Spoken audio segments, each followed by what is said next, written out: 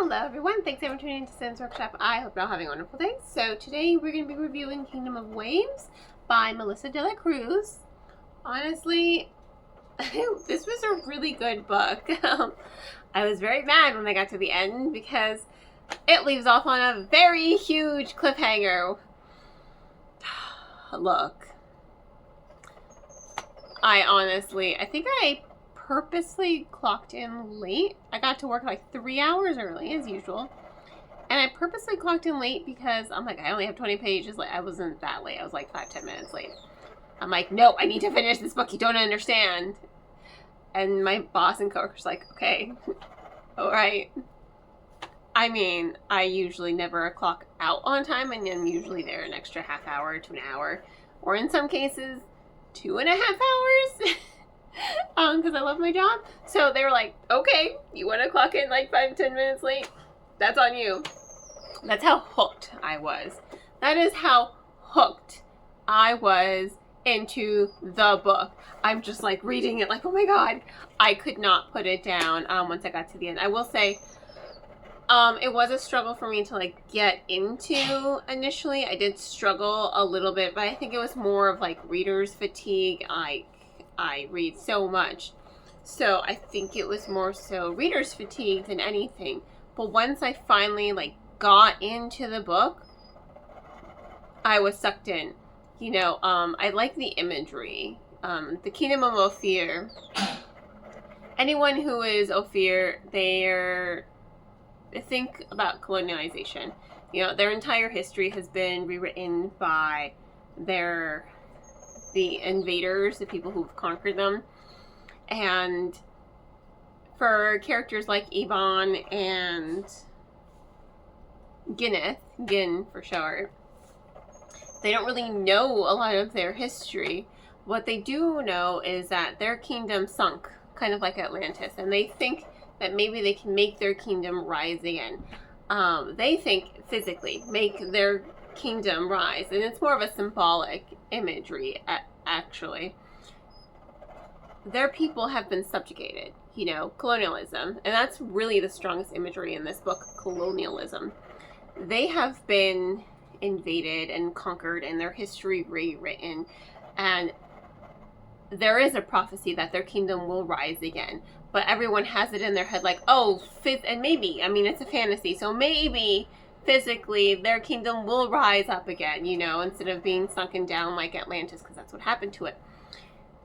However, I kind of read it more and interpreted it more as symbolic, like their kingdom will rise again, like the people will rise and retake their history, and they'll retake their identity, and they'll stop being subjugated and treated as lesser than, and having their history and their magic rewritten and undone and just erased, you know, because that's what colonialism does. It erases things, you know. And, you know, Melissa de la Cruz, she is Hispanic, so, you know, just think conquistadors in Mexico and, you know, all of South America, well, not all of South America. My world history is really rusty, okay? So she's leaning into that. You know, I'm Mexican. I'm a white passing Mexican. Although not that white passing, because everyone, when they meet me, they're just like, where are you from? What part of Mexico are you from? And I'm just like, how'd you know? And then people hear me speak Spanish, and they're like, oh, you are Hispanic. And I'm like, yes. Soy mala mexicana. Okay. So I totally get where Melissa de la Cruz is coming from, and that's probably why I interpreted the book as such, right? I thought the fantasy was really, really interesting. I liked, again, the aspect of colonialism and how the fantasy aspect of it is really for people who are descendant of Ophirs. They have markings on their wrist, and that marks them as connected to kind of their ancestors, you know? Not kind of, like they are magically connected to their ancestors, and they have to pass a trial, and they can earn a specific magical trait based on the house they were in, like the noble house they were in, that which was connected to a god of their culture. It was really, really interesting, you know, how that was all explored and how it was just detailed and how the story was written. I really, really love Melissa de la Cruz's writing style. I said the same thing with Sibling. You know, it's been years since I read something by Melissa de la Cruz. I like her writing style. There's an ease to it. It's fluid. She's really good with her characterizations. You know, I really got invested in the plot. Again, I clocked into work a couple minutes late because I did not want to put the book down. I like read it straight for 2.5 hours. And they're like, "You're really going to finish this book?" I'm like, "Yes, I'm going to finish this book. And yes, I'm going to clock in, like, deal with it." Not as aggressively as that. I just, like, I had my headphones. I'm like, no. I can't clock in yet. I'm almost done. And they're like, "Okay, calm down." I'm like, "You're fine." So, luckily it was, like, not that busy. Otherwise, my boss would have been like, "No, I need you to clock in now." So I was just, like, saving graces, right? I was hooked. I really was hooked with the storytelling. I think the tension build-up was really well done. I think my only real issue with it is Eban and Gwyneth, right? They kiss somewhere near the end. And there are passages, like, you see time passing. However, you don't really see their relationship deepen during the time passing. You understand, like, he's kind of getting a crush on her, but you're not really seeing it reciprocated a lot. When we get closer to that kissing, you're just like, oh no, she does care for him. But I wish there had been more build-up around those two characters romantically, because again, I'm not a really big romance reader. However, if you are going to include a romance in the book, I need to feel invested in it. You know, I don't want it to be the core of the story at all, but I need it to be believable.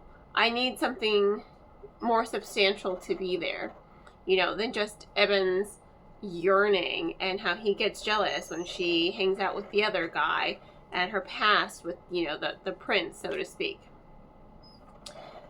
I got it from him, but I didn't so much see the attraction for her. There are little notes, you know, thinking back, I'm like, oh yeah, you know, she did remark about this and she did remark about this, but I saw it more of like, are they friends? Are they not friends? Because even that's what she's like, I guess we're friends, you know.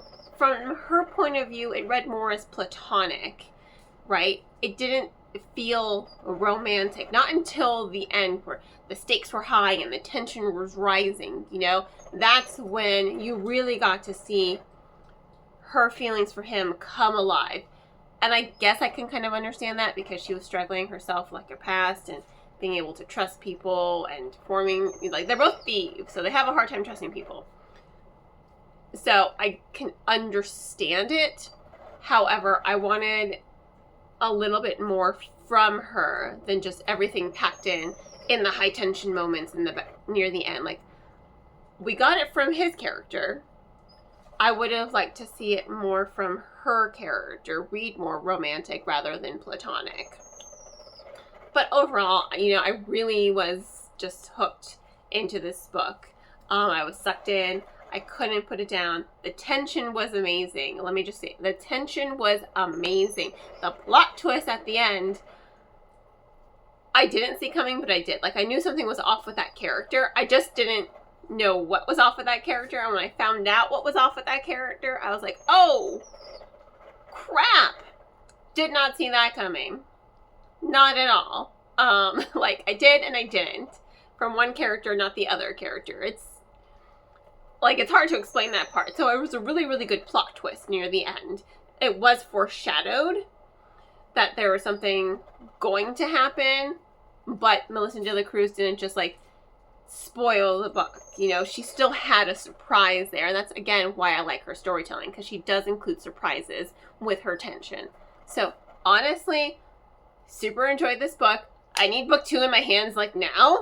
Please. And thank you. Pretty please. I need book 2.